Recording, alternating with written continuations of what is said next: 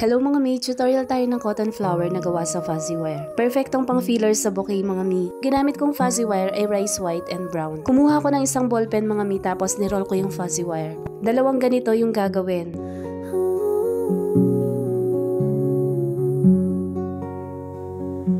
Morning light gentle and slow.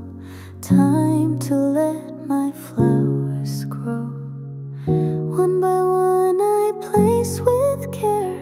Soft blooms floating through the air.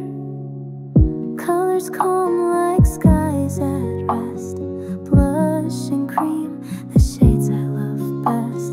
No need to rush, I take my time, creating beauty line by line. Yung sobra mga mi, yun ang gagamitin natin sa paggawa ng buds para wala ding masayang na fuzzy wire. In every flower my thoughts release.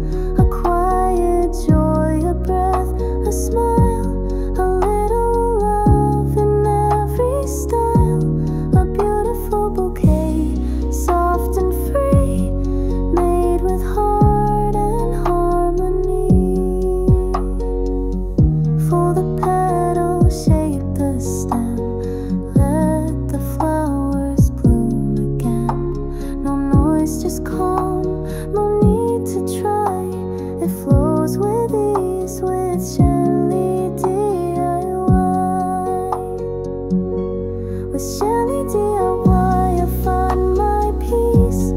In every flower my thoughts release. A quiet joy, a breath, a smile, a little love in every step. Nawasan ko lang din ng 5 cm yung sa ibaba tapos hinati ko sa dalawa. Ilalagay ko naman to sa buds. With heart and harmony.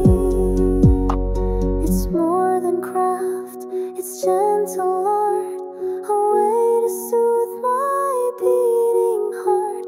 In every bloom I find my way and fill the silence with a bouquet. With Shelly DIY the world feels still, each flower shaped with care.